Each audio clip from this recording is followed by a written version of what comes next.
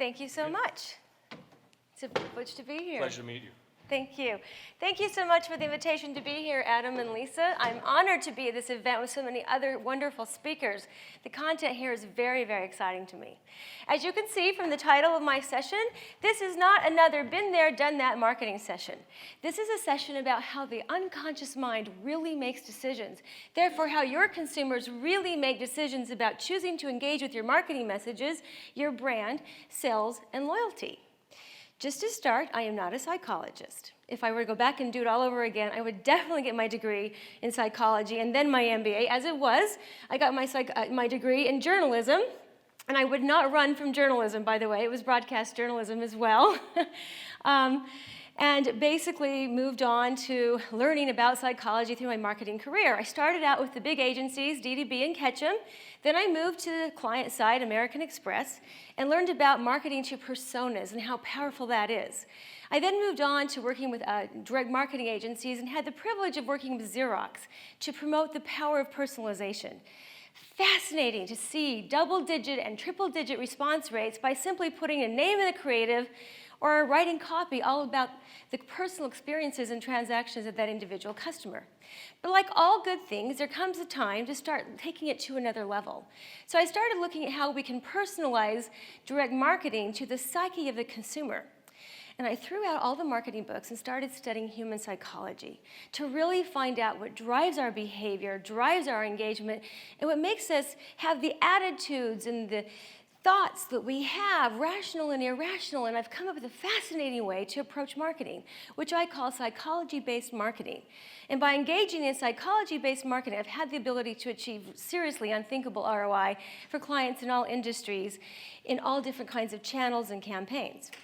My goal today at the end of the session is that you all have a better understanding how to use human psychology basics, principles, and theories to come up with the integrated marketing programs to really help you tap into those unconscious drivers of choice and behavior and loyalty. But before we can start developing those kinds of campaigns, we have to first understand the state of the consumer mind. So let's take a look. One word describes the state of today's consumer. Extremely distracted. Okay, that was 2 words. Very, very distracted consumers. Take a look. Is there anyone here that is not guilty of this behavior? At least 7 or 8. We don't have to raise your hand on all of them. Some of them are a little embarrassing. But, hey, if you're the 9 million that have mobile shopped in meetings, watch out for your jobs. And if you're the 4 million that have shopped while driving, please stop. That's actually pretty scary. This is real information from the Mobile Marketing Association to show just how distracted we are. So if you're marketing to people that are doing these kinds of things, good luck. We can also look at statistics that show how multitasked we are engaging with media. When we're watching TV, we're also reading the newspaper, listening to the radio, we're surfing, we're playing games, we're on Facebook, we're on Twitter, we're on Instagram, we're Snapchatting, we're playing Angry Birds, we're doing all sorts of things. We are never focused on a given marketing message at any given time. So how are we marketers going to market to the conscious mind if that's what the conscious mind is doing? Maybe you're missing the boat. Another thing we have to pay attention to is the vast differences in attitudes in our consumer base. If you're marketing to everybody in one message, one persona, one attitude, you're really coming short. Because look at the difference in what people expect from a brand that they choose to engage with based on when they were born. Look at our millennials.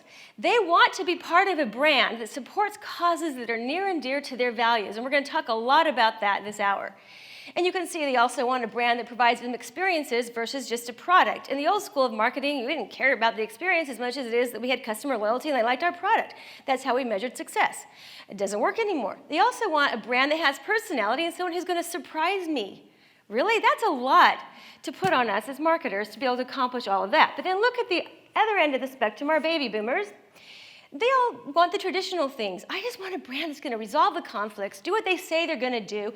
They're going to reward my loyalty, and they basically engage in traditional values, and I can trust them. Look how different the expectations are. Again, these are psychological strategies that we have to apply in order to engage the minds of the different ages of the consumers that we're trying to market to. It becomes very complex, but it's also a very fun and rewarding challenge when we learn how to do this correctly. So, in addition to having a highly distracted customer with all sorts of different attitudes and expectations from brands, we also have a major marketing dilemma. According to neuromarketers, 90% of all thought is unconscious. Write down the name of Gerald Zaltman, Z-A-L-T-M-A-N. He's the pioneer of neuromarketing, and he spent his lifetime with Harvard studying how the unconscious mind processes marketing stimuli and how we then thus respond. Well, he determined that 90% of our thought was unconscious. Several other psychologists have tried to prove him right or wrong, done similar studies, and they've actually come up with 95%. I stick with 90 because I like to think that I'm in control of a little bit of what I'm doing. Because basically what this research tells us is that we don't even know why we make the decisions we make. We're just programmed by some unconscious driver to purchase this and purchase that and not purchase that again and not evangelize for that. Really? We don't even know what we're doing. That's a scary thought.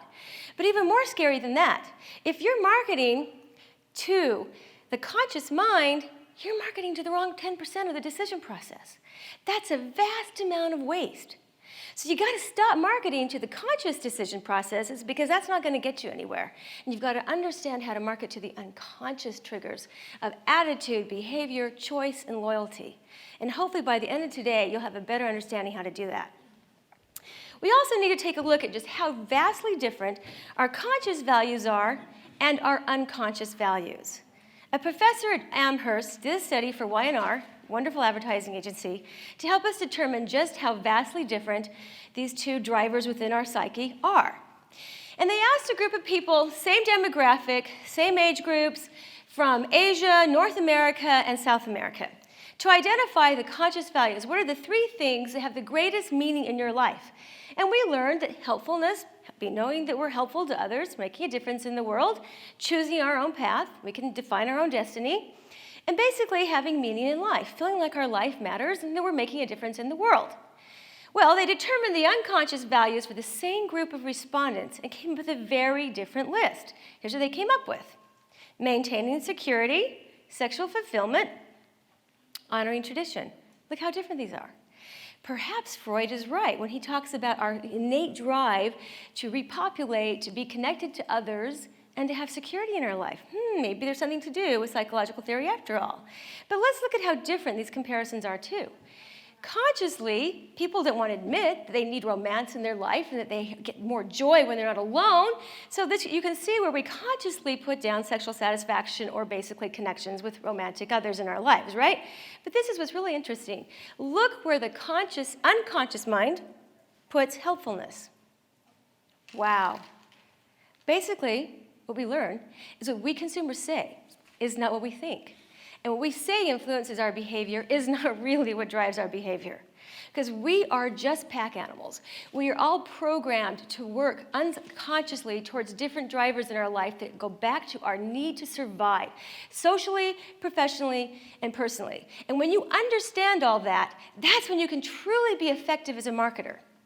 So let's take a look at some of the other factors that we marketers need to pay attention to, and one of them is trust. How many of you here are in the financial services industry? This is pretty scary. In 1 year's time, you can see what happened. Trust for financial institutions went down 71% to 25%. But globally, the whole concept of trust between consumers and brands has really tanked. And you can see how substantial these numbers are and what a challenge we businesses have to overcome. Because without a foundation of trust, we cannot trigger the unconscious mind or the conscious mind for sales and loyalty and evangelism for our products. And without those three factors, we are not going to be successful. So why do we not have trust in today's world? One of my favorite examples is Abercrombie & Fitch. And you can see by this wonderful ad that if you buy their jeans, which you can't even see in this picture, and if you can see them, they're all torn up and really not worth spending a dime on, but they want you to believe that if you spend $200 on a pair of jeans that look like that you are suddenly going to transform and you're going to look like that. But unfortunately, this is our reality. And I won't tell you who in this room sent me their photo for this ad. But really, this is why no one trusts advertisers. And if you haven't heard of a group called adbusters.net, go to that website, look them up. They're the ones who started the boycott Wall Street and all the black buyout days. They're the ones who are making a huge movement to expose irresponsible advertisers, and they're doing a great job of it. And they've moved from a few thousand people to like 10 million people in their cult to basically expose irresponsible advertisers and irresponsible brands. You don't want to find yourself on their website. Not a fun place to be. So who do we trust? Nielsen puts out a great study every year on who we trust and what resources we trust to help us make decisions, because we all know that we consumers spend an incredible amount of time researching everything, even small purchases, before we engage in buying anything. And what we learn is that we trust people that we know. We want recommendations from our friend. So 92% of us are looking out for people that we know to tell us what to do in terms of buying a product we will be happy with. But look at number 2. 70% of us trust completely consumer opinions posted online. Now, isn't that interesting? How many people do you know when you're reading those consumers online? How many of those posts are you familiar with in terms of who posted? Probably none of them. We're basically believing people we don't even know, have never had a relationship, don't know if we should trust them or not. And if you're in marketing, you probably know that a lot of those posts are sabotage posts that a competition hired to sabotage their competition, and they're written by a call center in India for 10 cents a post. I mean, did you know that? Most of those consumer posts that you read online aren't even real people, but yet look how many people trust that. Wow. Again, we need to really be able to dig deep into the psychology of choice so that we can avoid all this clutter and chaos that's associated with our brand and what people think about what we're trying to sell them and what we say we're going to do.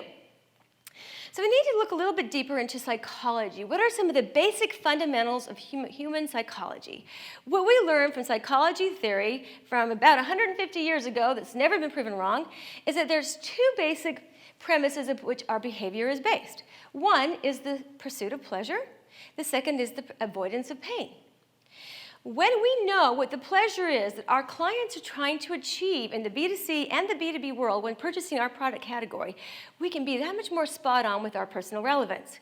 When we know what that pain is, we can really dig deep into their psyche and develop an emotional bond, because research tells us we humans are more concerned with avoiding pain and loss and losing the things that we have in our lives right now than we are about getting a new reward. You didn't even know that about yourself. But that's exactly how we operate. So when you know what the pain is that your purchasers or your clients are trying to avoid by purchasing your systems to help them achieve what they need to achieve to avoid chaos in their lives, that's when you can be really spot on with the decision process and really develop those emotional bonds that are there for a lifetime of their purchasing cycle. Really important concept for us all to understand. We also need to pay attention to Freud as we look into our drivers of the unconscious mind. How many of you have studied psychology at some point in your life? How many of you actually have a degree in psychology? Very impressive. Like I said, if I could do it all over again, that's where I would start. Because I really have learned, you can learn marketing strategies and you can learn how to put together clever campaigns. But until you understand human behavior, you're not going to be effective. What do we learn from Freud? His personality theory teaches us a lot about how we make decisions. For basically every decision that you make, there are 3 voices in your head. And those 3 voices are constantly at war with each other. We have our little id, which is the 2-year-old in you that has never grown up. That id wants it, and they want it now. They don't care about the consequences. Give me that bag of Oreos. I don't care if it makes me sick. I want to eat the whole thing, and I want it now. And then we have our ego. Well, okay, yeah, you can eat Oreos, even though you're probably going to get sick on them, and you're probably going to gain weight, or whatever the issue is. But let's think about it a little bit more before you do that. And then we have our superego, our voice of reason. Is this right? Does this fit my moral conscience? Does this fit my cultural upbringing? What are the consequences? And does it really make sense to do this? Which of these personalities makes the decision for your product category? And which one do you need to appeal to first to get people thinking about your product category and your brand? As a marketer, you need to think of it this way. If you have 100 customers, you're really marketing to 300 different personalities. Because at some point, you have to appeal to all these different voices in your customer's head. I know it sounds like we're all, schizophrenic, but I guess we are in a way. But, seriously, you have to appeal to these different processes, or you're going to miss the point to achieve lifetime loyalty, which is critical to any marketer and any brand, B2B and B2C. take a look at another key concept that we learned from Freud. And that is that the denial is not a river in Egypt. And I know I need to work on my humor with that line. But the point is, it's really important for you to understand that we humans, no matter what we're dealing with, if it's our business life or our personal life, we live in states of denial. And when we live in a state of denial, we block out reality, we block out truth, and we block out the things that we don't want to ever think about happening. That is why life insurance is such a hard sell, because nobody wants to think about them dying at age 45 or 50 and their family being devastated. No one wants to think about negative stuff. In fact, when I was at American Express, one of the first projects I did was I had to prove that advertising actually worked. And we did some tests with different emotional pills to trigger an interest in our product. One of those appeals was fear. And at the end of a year of testing different emotional appeals on TV channels, and a fascinating process for this test, we learned that you cannot cross a threshold of fear because people will disconnect with your product because they do not want to think of themselves as ever having to experience something so devastating as being robbed on a vacation or whatever the fear was that we were trying to promote, that we were going to help them prevent. It didn't work. They disconnected with us. So if you're marketing too hard on an emotion, and even a positive emotion, if it's too positive an emotion, no one believes it's going to happen. They don't trust you. You kind of have to be right there at the middle point of the emotional scale to get their attention and get their trust. But if we have clients who live in a state of denial, we have to understand how that state manifests in their behavior and their choices.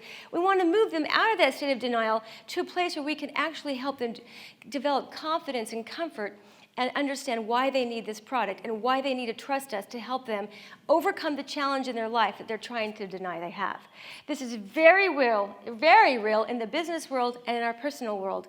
And I really hope that you'll study Freud's defense mechanisms and find out a little bit more about where your clients sit. It's a really critical strategy for understanding the concepts of the human mind. Let's also talk a little bit about Jung. How many of you have studied Jung's archetypes and all the different things he says? And he's kind of known for being a little bit of a crazy psychologist. We move from our self, our animus, and our persona, and we're constantly all over the place in terms of what state of psychology we're living in and operating in. But what we really learn from him is about the journey of self-individuation. As consumers, we move through different archetypes, and we move through the different phases of our lives. And as we move through those different phases of our lives and those different archetypes that he's presented to us in many different ways, we have different values. We have different interests. We have different things we want to do, different ways to connect with the world, and we have different things that we respond to. What stage of the individuation process is your core consumer? And how does that stage in their psychological journey affect their willingness to listen to you, to trust you, to engage with you, and move down the journey of integrating your products into their systems? Really key things to understand. So let's take a minute, and I want you to tell me what you see in this photo. What do you see?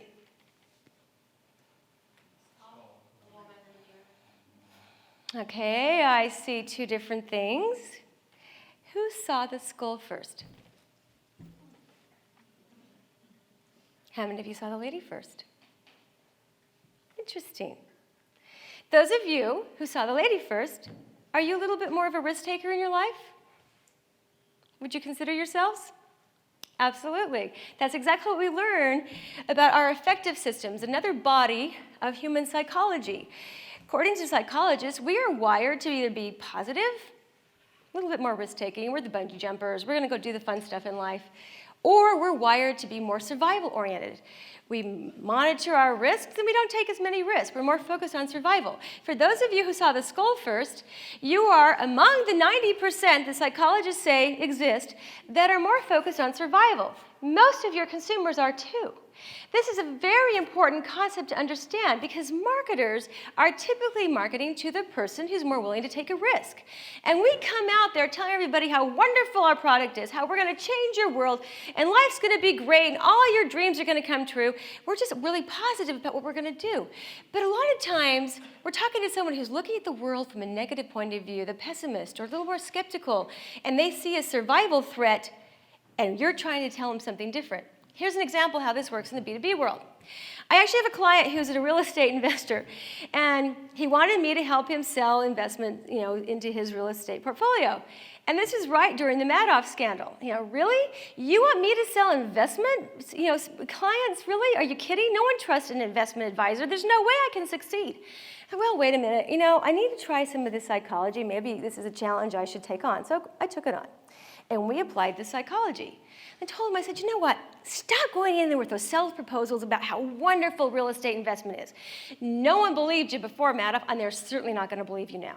So we changed his whole sales pitch, and we walked in there and we would say things like, wow, real estate's had a rough go lately. It hasn't been the easiest thing to invest in. And yeah, we started talking to that effective system where they were not believing anything, right? All of a sudden we're talking their language, or talking their mind, their psyche.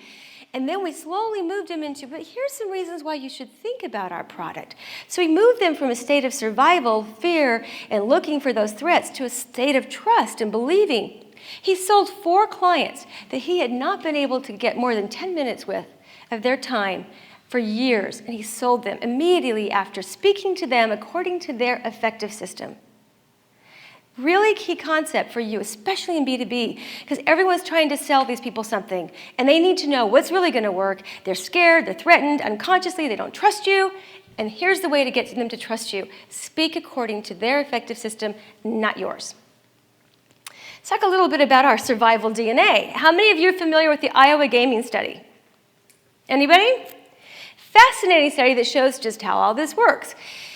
Some university professors in Iowa wanted to see how long it took the unconscious mind and the conscious mind to come together and come up with the same conclusion when they're involved, a risk or a threat. So they put some people in a room, and they put all those electrodes on them, and they monitored their heart rate and their sweat and all their physiological reactions to playing a game. The game involved $2,000. They gave each participant $2,000 and 4 decks of cards, and they said, okay, play this game. Well, some of the cards were stacked against them. So if they played the game using those cards, they were going to gain a lot of money, but they were also going to lose a lot of money if they got the wrong card that turned over in the routine of play. The other deck of cards was a little bit more conservative. They'd keep more money if they played with those decks. So they wanted to know how long it took the unconscious mind to figure out which deck was the high-risk deck of cards. Took the unconscious mind 8 turns before they started getting sweaty and their heart rates went, and they started to realize there was something negative. They were uncomfortable, and they were seeing all signs of anxiety and stress in the participants. How long do you think it took before the conscious mind caught up with what the unconscious mind figured out? Anybody? 80. 80 turns of the game as opposed to 8. Now, what does that tell us marketers? We better understand what the unconscious mind is processing about our product category and what we're trying to offer them. Because if they have anxiety or fear unconsciously, how are you ever going to get your message across to the conscious mind if it takes them 10 times longer to figure out the truth? Pretty fascinating study. Read more about it. Google Iowa Gaming Study, and you can read more about how fascinating this whole process and how different our minds work. But yet we marketers always market to the conscious mind. Wow, can you see the difference? So let's take a little experiment here, and I want you to answer this question for me. Ball and a bat cost $1.10. The bat costs $1 more than the ball, so how much does the ball cost? Not a trick question, unless you're Bill. Anybody have the answer? Really not a trick question. What's the answer? It's just simple math. It's simple math, 10 cents, right? Anybody have an answer besides 10 cents? Okay. Well, if you said 10 cents, which most of you did, you're in the same league as some of the most brilliant students in the U.S., right? But guess what? You're wrong. If you said 5 cents, you're pretty brilliant. Maybe, maybe not. Or maybe you just stopped to think about it, right? Does this tell us something very critical here?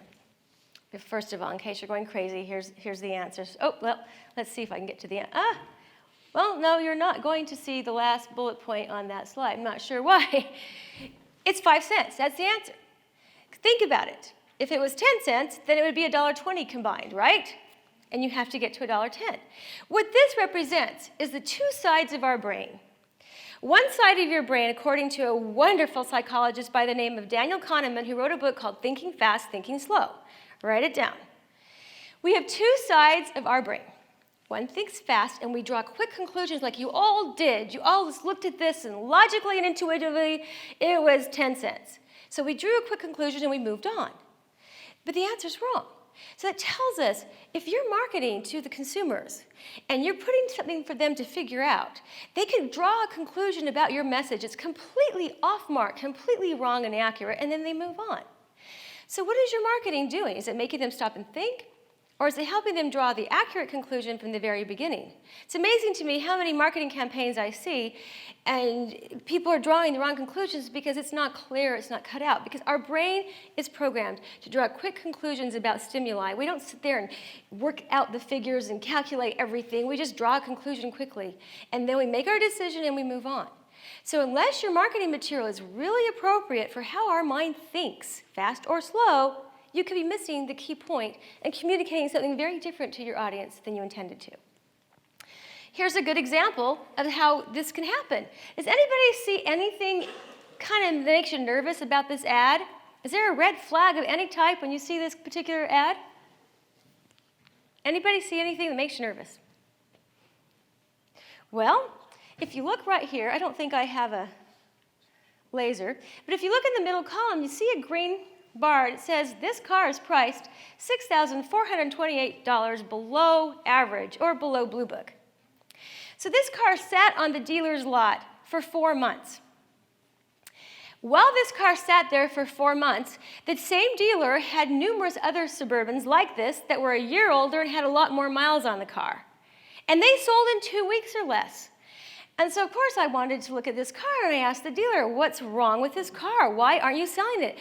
I started talking to you 4 months ago. I've been on business trips for 3 months. I come back, and it's still there. What's wrong?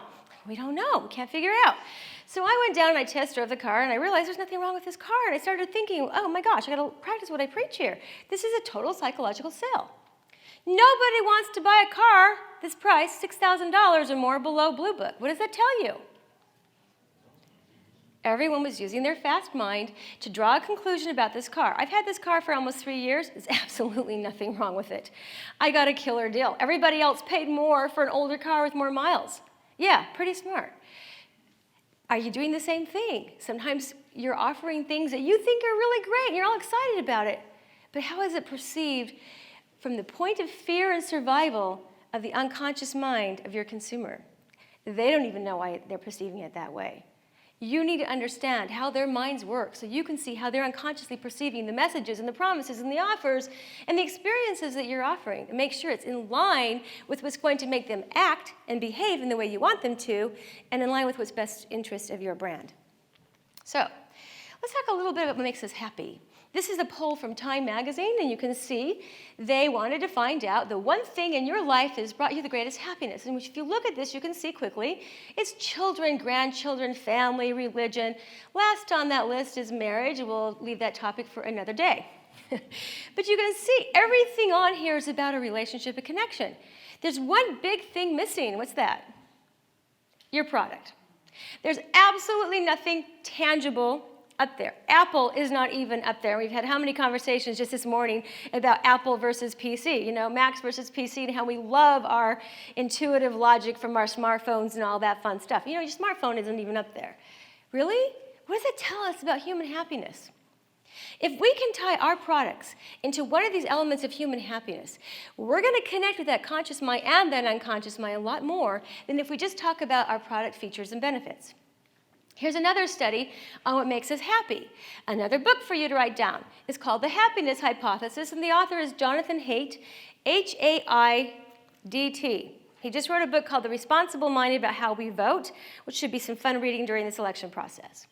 But he found by studying cultures around the world and decades and generations of different kind of consumers and people that there's 5 elements of human happiness. Feeling connected to others, making a difference, associating with good, reciprocity, and fairness and justice. And these 5 drivers basically dictate our behavior in almost every aspect of our lives. And I'm going to show you how tapping into these drivers and building them into your marketing campaigns really make a difference and help you achieve that unthinkable ROI. So first of all, does it make a difference? Again, we want to be connected to others. We want to feel like our life is worth something and that we're doing something greater and bigger than just us. It translates into how we spend 50% of consumers will support a CSR company, corporate social responsibility company, before they will a brand that isn't, even if the price is more. I mean, look at these statistics. What's really critical here is nearly 90% are likely to trust and purchase from a brand that qualitatively tells you how you're making a difference in the world. How many of you have CSR programs? All brands do to a certain degree. How many of you are promoting what you're doing? Not just how much money you're spending, but the lives that you've impacted. If you're not doing that, you are missing a really key point to build a very strong emotional bond with your brand. So let's talk a little bit about a company that has done just that. How many of you wear Tom's shoes? Anybody here have Tom's shoes? Well, in case you don't, you men probably don't have Tom's shoes. That red shoe right there is a little piece of canvas. That's their shoe. And it costs them $9 to produce. They sell it for about $80. And every time someone buys a pair of shoes, they give another pair away to a child in need in some poor country.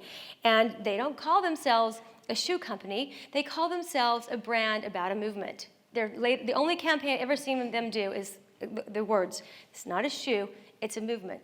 And you can see their whole entire campaign is about giving. This is the only ad I've ever really seen, and all it says is with every purchase, we give one away, okay? That's the most I've ever seen them advertise their shoes. And then they have, campaigns all the time. Help us give 30,000 pairs of shoes away. We're going back to our happiness drivers. We're involving you in something meaningful and important, and we're going to help you make a difference in the world. And look, you did it. So now you're being recognized. Go back to the 5 drivers of happiness. You want to be recognized for the things we do. They pulled people so emotionally into this brand. Unbelievably successful. Look at those numbers. Because they stood for something, they involved their consumers in something worthwhile, and they totally built their entire branding around giving. Pretty successful campaign. All right, do values such as that really drive purchase intent? I'm a Super Bowl junkie. I'm a Denver Broncos fan, and I'm kind of jealous that you guys still have an undefeated team and we don't, thanks to the poking in the eye movement. Yeah. Anyway, good luck to your Panthers. I watch the Super Bowls all the time because of all the research they do around the ads. And they not only do the USA Today likability list to see which ones everyone liked the most from entertainment value, but we have purchase intent studies around Super Bowl ads. So I'm going to show you 2 ads, and I want you to tell me which ad you think went up in purchase intent by 30%, and which one went down in purchase intent by 40%. These are ads for the same category, both cars, and they both have very strong value appeals. And let's see if we can tell which one was effective and which one was not for generating purchase intent. So here's ad number 1. I gotcha. Oh. You can count on me. 1, 2, 3, I'll be there. And I need it, I can count on you like 4, 3, 2. Remember when only Dad could save the day? Sorry. Auto emergency braking on the all-new Genesis from Hyundai. Okay, ad number 1. Here's ad number 2. No, that's not. Here we are.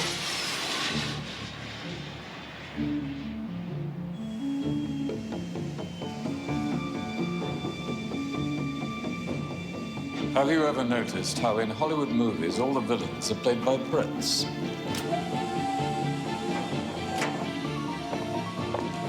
Maybe we just sound right.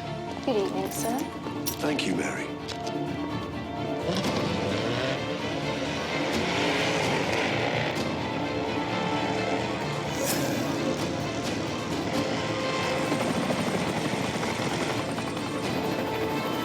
We're more focused. More precise. We're always one step ahead.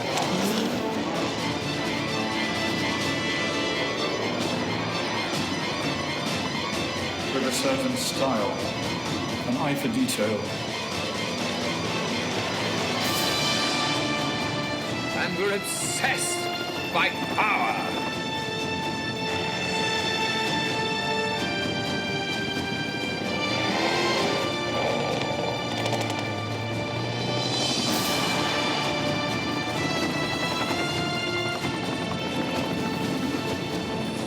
stiff upper lip is key.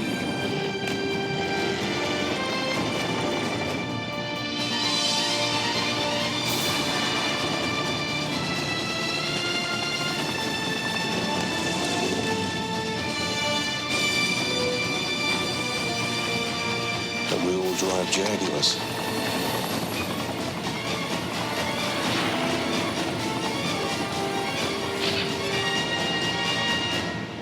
Oh, yes. It's good to be bad. Okay, let's vote. Which ad went up 30% in purchase intent? How many say the first, Hyundai, the dad ad? And how many say the good to be bad ad? Of course you would. The one vote for bad. What does that say about your next speaker, Dave Walters? All right, well, let's see. Sorry, Dave. Why? Why? Security? Perhaps it has something to do with the brand story and the drivers of human psychology. Again, we are survival-oriented, whether or not we realize it. And part of that survival-oriented are the 5 drivers of happiness I just pointed out to you. We want to see ourselves living a life of good and making a difference in the world. We want to put ourselves in a brand story that supports those drivers in our everyday life, whether we realize they're driving us or not. Dad puts us in a story that we want to see ourselves. How many of us want to see ourselves as the villain with the stiff upper lip that's stepping on all the little people to get ahead so they can fly around in their helicopter? Get that smile off your face.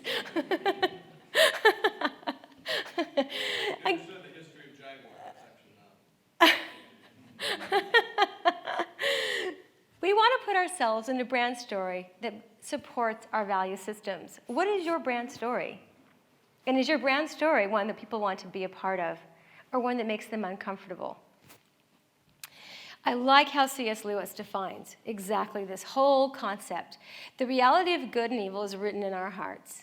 No matter what philosophical place you come from in your life, religious, not religious, political, whatever you come from, we all know that there's good and bad in the world, and we want to be part of good. It's basically in our psychological DNA wiring to be part of good and making the world a better place. Go back to all the things I've just told you about our demand for CSR and our happiness drivers. We want to be part of that story. And one of the biggest stories that we put ourselves in to further the difference between good and evil, of course, is religion. Whether or not you're religious or you're atheist or you go to an organized religion doesn't really matter. We all are loyal to some belief. And that belief encompasses what we see as good and what we see as bad in the world. And look at the kind of loyalties these organizations that hold our belief structures have. Look at this. 2.1 billion Christians, 1.3 billion Muslims. You can see these are huge numbers. I mean, if these were loyalty clubs for a brand, wouldn't we all be so excited? But if you kind of look at religions as loyalty clubs, it's kind of what they are. And I'm not being light of religion. I'm not being disrespectful. But if we look at what makes people so loyal to their belief structure, perhaps we marketers can learn a few things. So I started digging deeper into what is it about a religious organization that makes this hold true? Because everybody who goes to their church believes their church has more truth than the other church.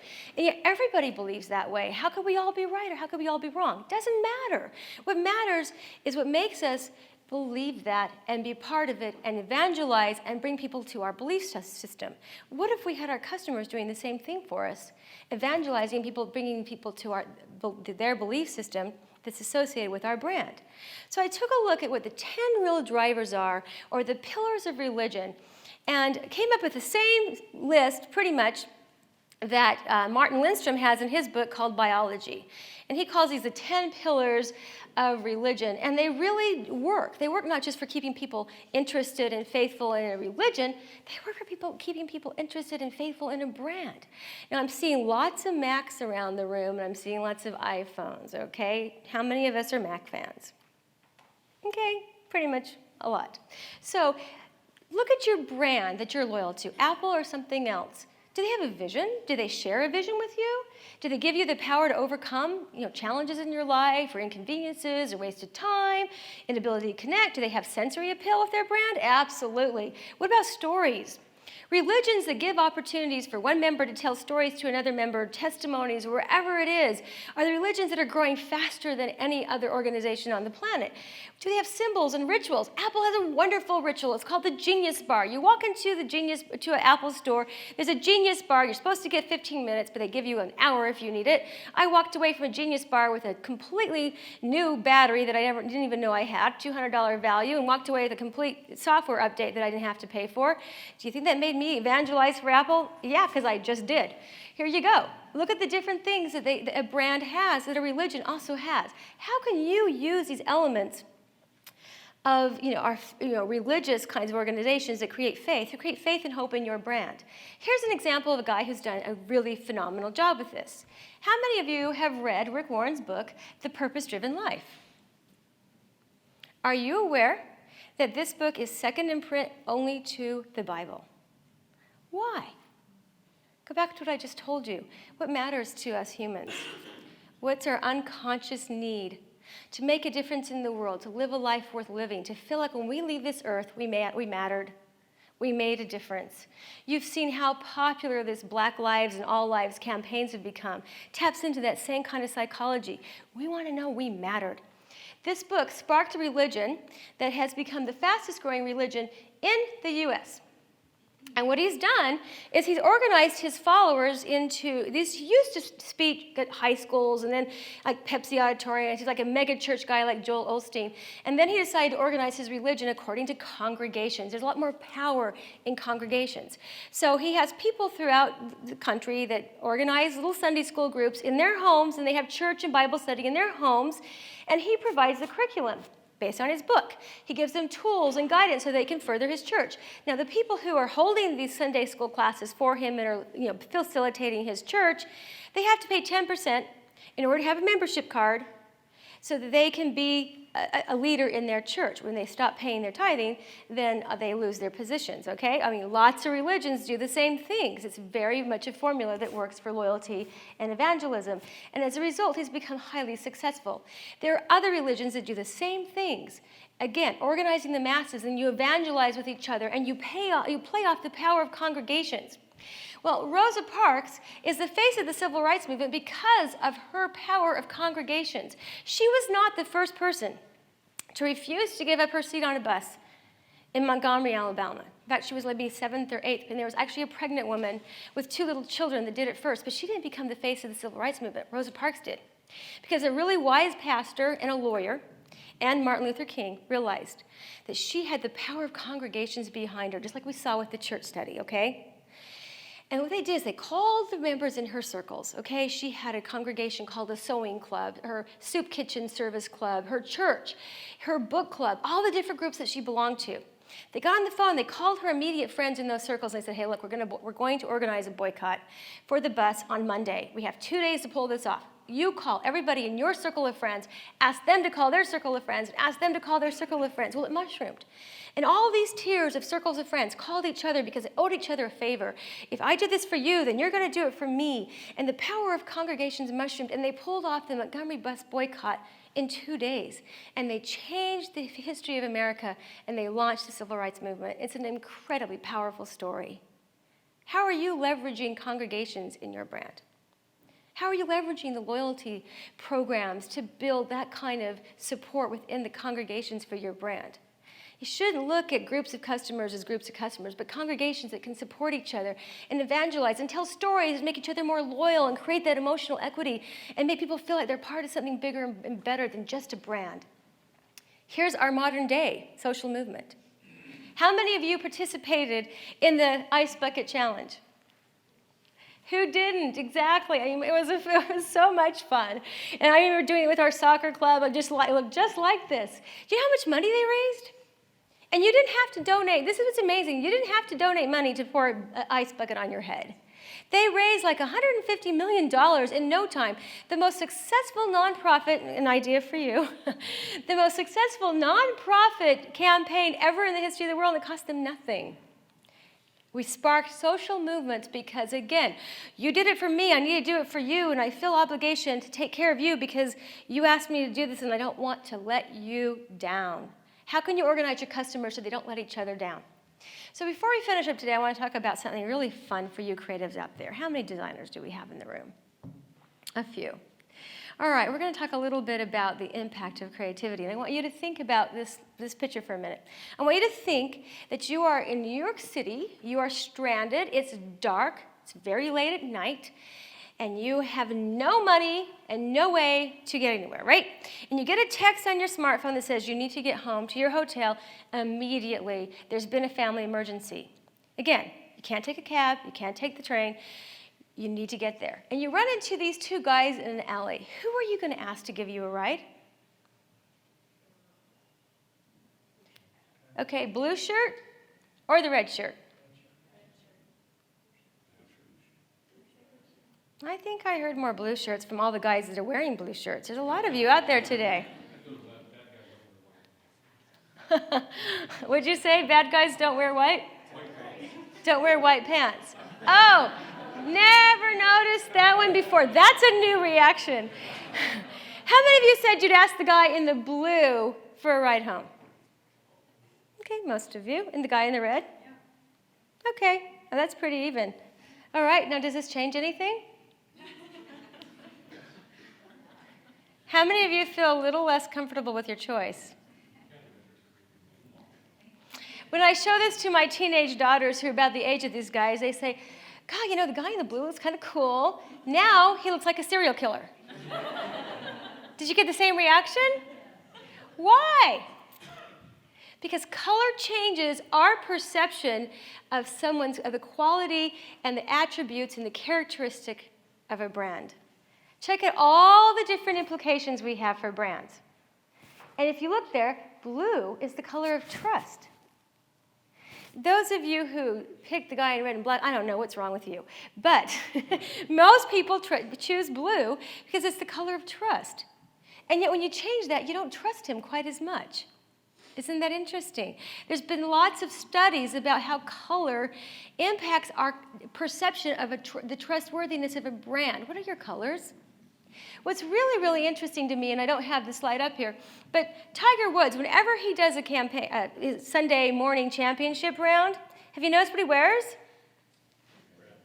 Red top, black pants. Is there anyone here I can actually make fun of? Actually, I can, but I won't. There's a few of you. But when you're wearing red on top and black, what does it do? It changes the meaning of red and black because red has a lot of positive energy, it's romantic, black is power and authority. When you put them together, they create the sense of gang feelings. You become a source or a symbol of intimidation, of threat, negativity. So when Tiger Woods shows up, he shows up to psych out the competition before they even start to play. How many of you have red and black for your brand? What's really killer to me is you see a red and black logo, a really dominant red and black combination with a tagline that says friendly customer service. To the unconscious mind, that creates chaos. They look at that, and unconsciously, no one knows why they don't feel quite right about something. There's something a little bit amiss.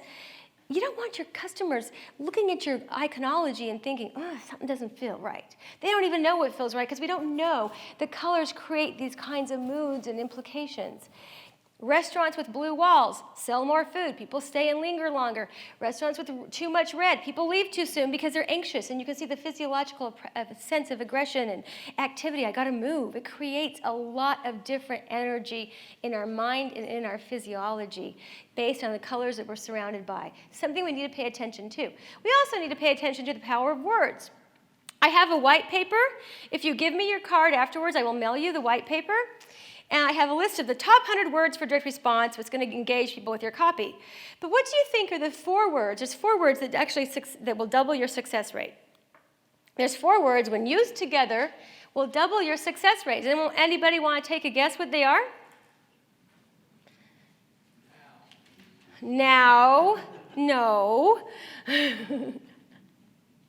Why? Why are those the most successful words in direct marketing and sales proposals in B2B and in B2C? Why? Your customers or your clients do not want to be sold anything. They want to be informed, they want to be involved, and they want to be working with a partner who trusts their intelligence, their role in the process, and their ability to make wise decisions. When you say, hey, you know, I'm here to show you what some options are. You can do this, you can do that, and here's this idea, there's this pro, there's this con. Here's all the information. I'm helping you do your job, doing your research, and my product actually is the best one for you, but you know what? You're free to do whatever works for you, and I'll support you. What did you just do? You're no longer a salesperson. You're an advisor, you're a friend, and you're a partner. But how many of us in our marketing campaigns, our customer experiences, our automated messages, and our engagement strategies miss that point? When you miss that point, you miss a lot of sales. Here's what Apple does, and I love this headline. Can you see this slide back there? Can you see what it says? I absolutely love this. This is the masthead for their website not too long ago, and they've changed it, and I think it was silly. But doesn't this really speak to the psyche of who we are? You're more powerful than you think. We all want to think that we're living that life worth living, we're leaving something behind, and that we're powerful to reach our dreams and make a difference in the world. There's nothing about the iPhone 5. That's extremely successful kind of use of words. Psychology of a brand. How many of you drink Coke and how many of you drink Pepsi? No one's going to tell me. Okay, Coke fans? Pepsi fans? Okay, a few of you are not going to like me after this. Okay, because of their branding, Coke has appealed to a whole kind of market segment. You can see a little more sophisticated, graduate from college, eat sushi, read the New York Times, travel the world, because of the marketing appeal and the persona they've created for their brand. This is what Pepsi has done, and these are the kind of people, sorry, I told you weren't going to like me, but this is what Pepsi has done. Look at the difference in their marketing. It's like trendy Britney Spears or even Michael Jackson, even though I like Michael Jackson. You can see all the different things that they do. They're trendy, they're not really sophisticated, they don't tap into the things that really make people happy. And this is the kind of person they attract. This is what Apple does. Interbrand does a fabulous report every year on the top 10 brands in the world, actually top 100. And they pinpoint what the personas or the attitudes are from the research they do about the brands that are the top 10. Coca-Cola is always in the top 4. And you can see, here's what the collective body of knowledge says about consumers' attitudes towards Coke. It taps into my childhood. It's part of my life. It's part of my upbringing. When I think of Coke, I think about times that made me happy. So they built this entire campaign around happiness. If you notice their ads and everything they do is about happiness. It's not about their brand. Look at their website or their Facebook page. 93 million people like this. That's the #1 liked Facebook page on the planet. 93 million people like it. They have a whole website. It's called coca-cola.com/happiness. Go to it. It has tips for being happy, for happy music, happy quotes. There's nothing about the product. It's all about things to make you happy. And as a result, they have done incredible amounts of marketing around just keeping people happy. Now, I'm just going to show you a little bit of this video because I don't want to run too long in time. But they actually go around the world and they create happy experiences associated with their product. Here's a little bit of an example.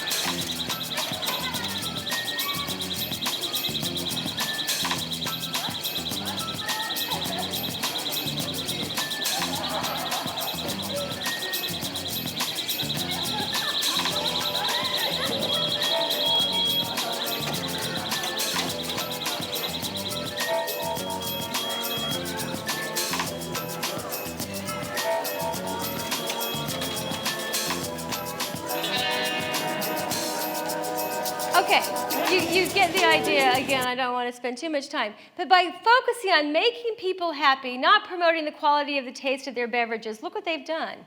And Pepsi is somewhere in that black line with absolutely everybody else. The power of happiness. IBM. Let's do this in the B2B world. IBM, their marketing campaign a while ago, I'm not sure how long ago it was, but they decided to focus on being a company that helped create a smarter planet. So instead of doing a lot of fancy ad campaigns, they went out and changed the world. They used their technology to sanitize water in poor villages around the world in emerging countries, and they made the world a better place. And they use those case studies to tell people what they could do to make the world a better place with their technology. And their sales went way up. You can see what they did. They aligned with world issues. They made a difference in the world, showing what their technology is all about. They tapped into people's desire to align with the greater good. And, did I just hit the wrong? There we go. IBM. Look what they have done. Not too long ago, they weren't that strong. By tapping into the greater good, they rebuilt a B2B brand. What about B2B and B2C? B2B is actually a lot more emotional. Why do you think it's a lot more emotional? Look at these statistics, and there's the source on the bottom of this slide. And I'll send you any of the sources that you want after this presentation. Why do you think B2B is more emotional? Anybody? And how many of you have a hard time believing that? It matters more. There's so much at stake. If you make a bad decision in your job and you lose your job, it affects your quality of life, your family, your ability to raise your family, the hopes and dreams of all those that depend on you. It matters more. Yet you marketers don't always understand that. You need to tap into those emotions even more than a B2C product does, and they do all the time. Look at some of these statistics here. When you tie your products into a personal value, your customers are 8 times more likely to pay a premium price for a business product. Do you know that? That's a pretty powerful statistic. If you're not tying in personal values and emotions in your marketing programs and your customer experiences, you're missing out on a big opportunity. You can see here too. Do you see a real difference between suppliers, and do you value the difference enough to pay for it? Most say no. If you align with personal values, you're going to get that business, and you're going to get a premium price. So this applies in a lot of different aspects for the B2B buy. You can also see this chart here from Motista. Think Google did a lot of this research. Again, I'll send you all these resources if you're interested in it, but you can see how much more impactful personal value appeals are for the B2B purchase in all B2B categories. Really powerful stuff. Really quickly, I'm going to talk about some personal influencers because, again, we're seeing that personal influencers impact our B2B buy. So, loss and rewards.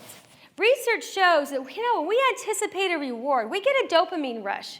So if we're not marketing for dope, we're not doing it right.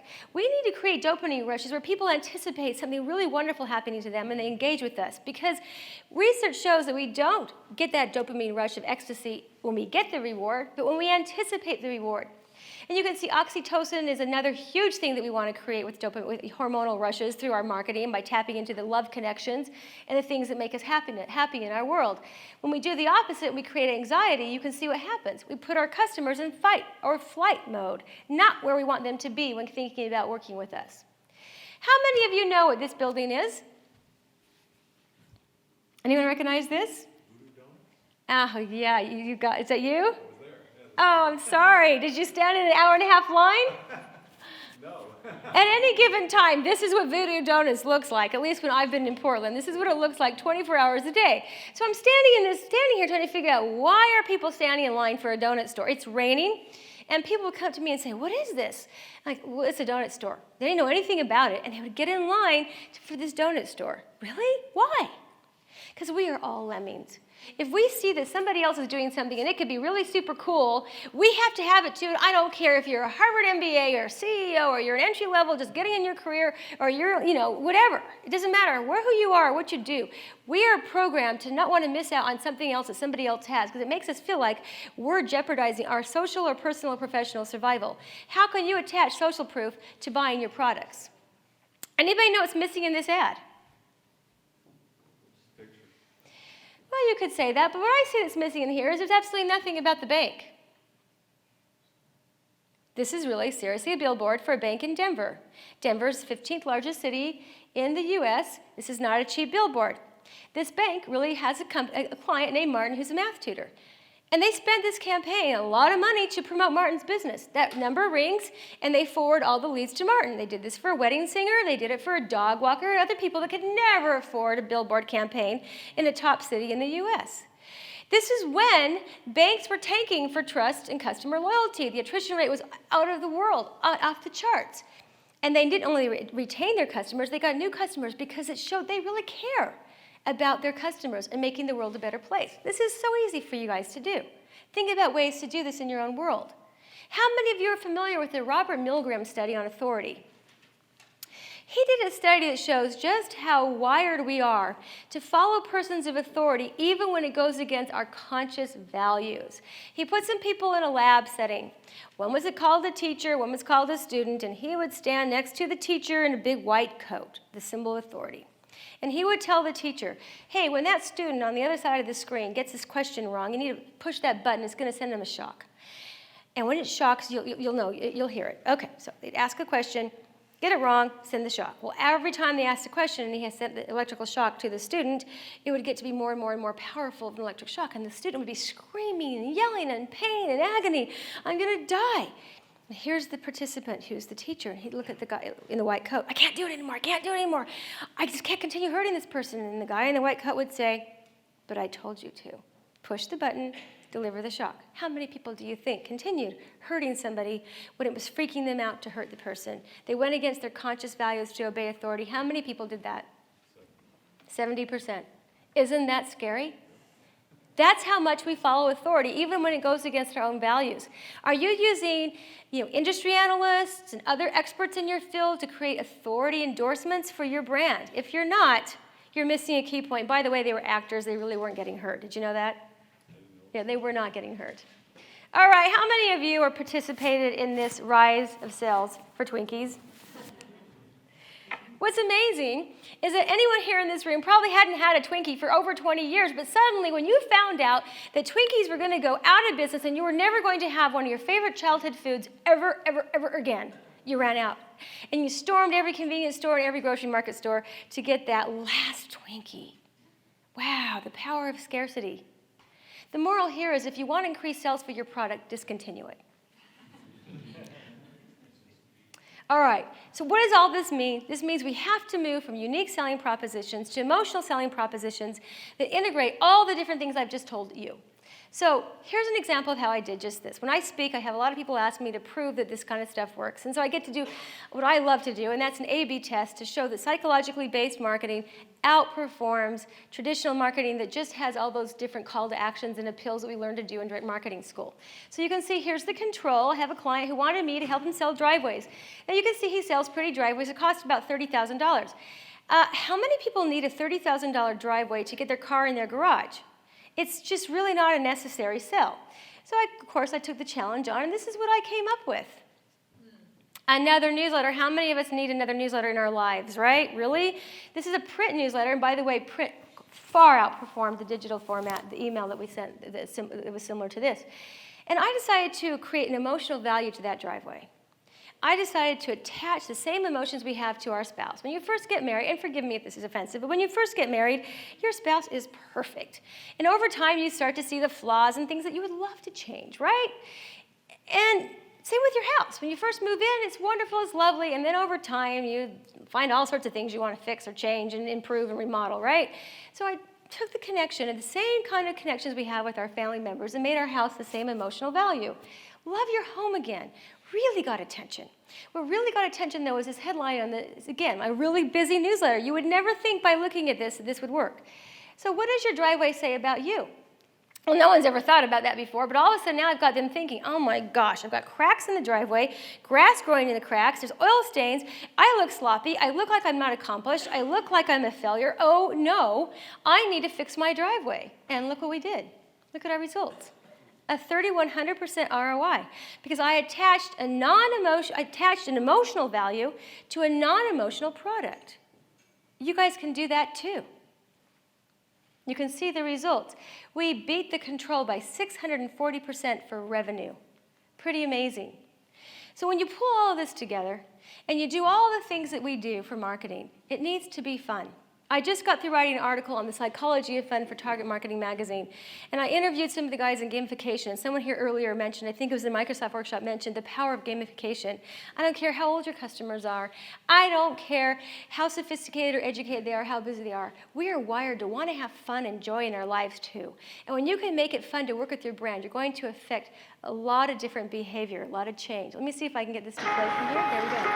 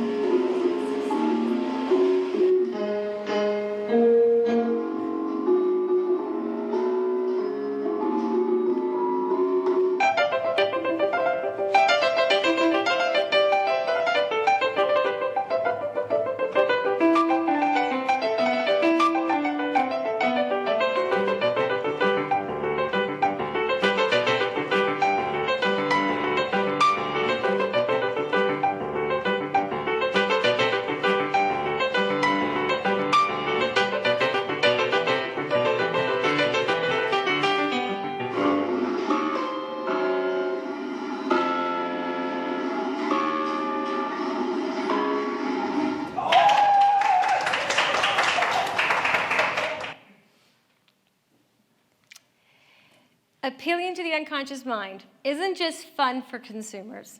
It makes it a lot more fun for us marketers. I hope you'll take the time to read my white paper. Give me your card and I'll give you the white paper. Read these resources, follow up on it, and have some fun in your jobs by creating some really exciting psychology-based marketing campaigns for personalized relevance at a whole different level.